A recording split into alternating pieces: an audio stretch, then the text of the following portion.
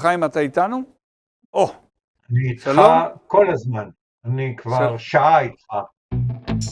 אנחנו מזמינים אתכם להצטרף ליחידה, להיות חלק מהשותפים שלנו, החברים שלנו, מועדון הצופים שלנו. להכיר אותנו באופן אישי, גם את הצוות שמול המצלמה, גם את הצוות שנמצא מאחורה, את אנשי התוכן שלנו, להגיע לכנסים, מפגשים, להשתתף בקורסים. כל הדברים האלה נגישים ופתוחים לכל מי שמצטרף ליחידה של ערוץ טוב. נבנה ביחד עתיד הרבה יותר טוב למדינת ישראל, ולכן זה מאוד חשוב שלא נשאר רק מאחורי המסכים, אנחנו כאן, אתם שם, להיכנס, להצטרף ליחידה, להצטרף למועדון הזה, זה מאוד מאוד חשוב.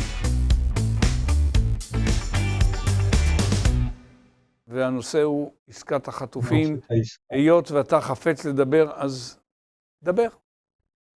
אני באמת רוצה לדבר, ותראה, יש, הייתי אומר, הקול הכי בולט של משפחות החטופים, זה עינב צנגאוקר, אם אני עיוותתי, באמת לביאת הלוויות, מנהלת מאבק נחוש כדי להחזיר את בנה מתן ואת כל שאר המשפחות. ואני אומר לה, עינב, בתחילו ורחימו. מאבק שאת מנהלת, היא תחזיר, אם תצא העסקה, היא תחזיר 20 חטופים בחיים, כ10-12 לא בחיים, ואני אומר לך, זהו, הבן שלך לא יחזור, כי העסקה היום, כפי שהיא קיימת, אם היא תתקיים, היא הרעה מכל העולמות, מכיוון שאנחנו, ובלי לפרט יותר מדי, אנחנו בשלב הראשון נותנים כמעט הכל לחמאס, ומקבלים רק חלק מהחטופים. אין שום סיכוי בעולם, ותאמין לי, אני מדבר עם אנשים לא מעטים, גם בתוך הצבא וגם מחוץ לו, ואומרים, אתה צודק, יש סיכוי גדול שזה לא יקרה. ומי מאמר? יישארו בידי החמאס כ40 חיים, ועוד 50 כנראה גופות. וגם אותם צריך להחזיר. הם לא יחזרו, הם יהיו גלעד שליטים. אין שום סיכוי שהם יחזרו. איך אני יודע? כי החמאס אומר, על השלב השני, הוא בכלל לא רוצה לקבוע מועד, ואם הוא יקבע מועד, הוא יהיה, לכאורה 42 יום, הוא יהיה יותר. אז יגידו, טוב, 60 יום, 80 יום. אחרי 80 יום שיהיה שקט, אנחנו לא נחדש את הלחימה, גם מטעמים פנימיים, יהיה שקט בצפון, שקט בדרום, וגם מטעמים בינלאומיים. לא יקרה. וזה דבר נורא.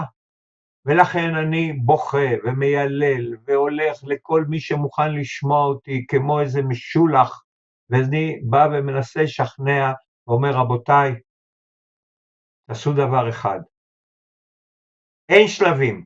כולם תמורת הפסקת המלחמה. כי זה מה שהעסקה אומרת דה פקטו.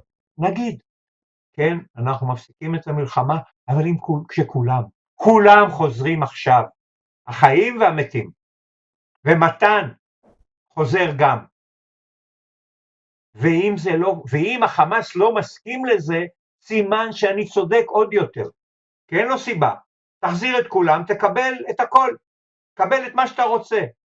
אבל אם הוא לא מחזיר, סימן שהוא לא רוצה להחזיר, ובשלב אנחנו ניתן לו הכל ולא נקבל את החטופים, זאת תהיה טראומה נוראה. ואני אומר מכל בחינה שהיא, מוסרית, צבאית, ביטחונית, אפילו פוליטית, אפילו ביבי. אני רק אגיד משהו, אפילו בחינת נתניהו. אם העסקה הזאת תצא, הוא יהיה בצרות, כי לא כולם חזרו ויאשימו אותו. אם היא לא תצא, את כבר רואה איזה קמפיין יש שהוא מטרפד. לעומת זאת, זה לוז מבחינתו. ואם הוא מציע את מה שאני מציע עכשיו, הוא בא למשפחות החטופים ואומר, אני קיבלתי את מה שאתם אומרים, אין בעיה. אתם רוצים כולם, הנה, אני מוכן להפסיק את המלחמה תמורת כולם, ואם החמאס מסכים, כולם חוזרים. בסדר? יש לנו באמת אפוריה, יש הרבה חושבים שזה ניצחון, נלקק את הפצעים ונחשוב על הזדמנות אחרת לחסל את החמאס. אבל אם הוא מתנגד, אז אתם צריכים לתמוך בראש הממשלה, בכל מה שהוא יעשה בעתיד, כי הוא היה 100% איתכם, תהיו 100% איתו. וכל בחינה זה נכון. אבל אני, תחינתי זו, אני פורס בפניך, בפני כל מי שמוכן לשמוע אותי, ואנשים כבר נדים בראשם אליי, אני מרגיל לך, אומרים, מה קרה לו? כל היום מבלבלת, אותו ניגון, בסדר, הבנו, אבל זה לא עובד, כן עובד. אוקיי. נתניהו, אתה נוסע לוושינגטון, תגיד לנשיא ביידן, עדיין הנשיא, אני רוצה את העסקה הזאת, לא את העסקה השנייה. אני מקווה איך אני אגיד, יש פעם אני אומר, אוקיי, אני לא אגיע לגן עדן לצערי, כי עשיתי כנראה כמה חטאים, אבל יהיה לי הרבה טיעונים להקלה בעונש.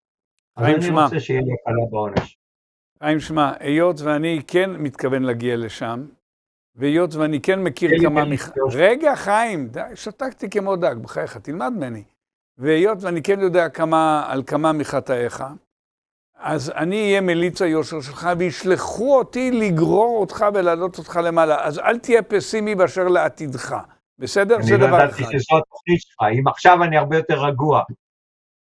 זו הייתה המטרה. חיים, בוא נהיה רגע רציני סביב הנושא המאוד רציני, ואתה שמת את זה באופן הכי נוקב, יותר נוקב מאשר לפני שבועיים, שמת את זה מולי. אני לא יודע אם אתה יודע, אבל אני בתום השידור הקודם אמרתי שאתה צודק בעניין הזה, ואני הולך איתך לגמרי בעניין הזה. בסדר? אני חושב שאתם צריכים לנהל קמפיין כזה.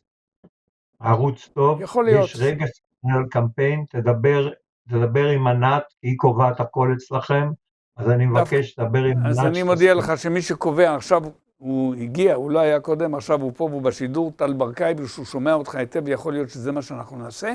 ואני רק רוצה לומר לך משפט אחד, אני גם רואה מבחינה תקשורתית ציבורית, נניח בא ראש הממשלה, אדון בנימין נתניהו, והיה אומר, רבותיי, אני רוצה להחזיר אותם, אני כותב לו נאום, אתה יודע שכתבתי כמה, ואני רק רוצה דבר אחד, כולם בבת אחת. יש עוד פן אחד שאתה לא הזכרת אותו, הוא לא כל כך מרכז, אבל הוא חשוב מאוד. מה יאמרו אלה שנשארים מאחור אחרי ש19, 20 או 25 יגיעו, ואחרים לא הגיעו? הקמפיין יימשך, זה נורא. זהו. זה נורא, הקמפיין יימשך, וגם כן יגיד, לא החמאס, אנחנו אשמים. חיים חמון, אני גם מסכים עם ההנחה האחרונה שלך, תודה רבה לך. תודה רבה לך, ובעיקר תודה רבה לצופים, וגם אלה שלא הסכימו איתי, אני מודה להם שצפו ושמעו. תודה לחיים רמון. תודה לאלה שהסכימו איתי, וביניהם גם אתה, ידידי, אלעזר שטרום. ביי חיים, להתראות בסיבוב הבא. אנחנו רוצים קודם כל לפתוח בדיבור על היחידה, אותו מועדון של ערוץ טוב, שיאפשר לכולנו להיפגש. לא רק אנחנו איתכם, ולא רק המרואיינים המדהימים שלנו איתכם, אלא גם ביניכם לבין עצמכם, וליצור פה איזשהו דיאלוג שהוא בנוי על דיון מעמיק, שאלות, תשובות, ליבון, ומתוך כך נבנה ביחד עתיד הרבה יותר טוב למדינת ישראל. ולכן זה מאוד חשוב שלא נשאר רק מאחורי המסכים, אנחנו כאן, אתם שם, להיכנס, להצטרף ליחידה, להצטרף למועדון הזה, זה מאוד חשוב.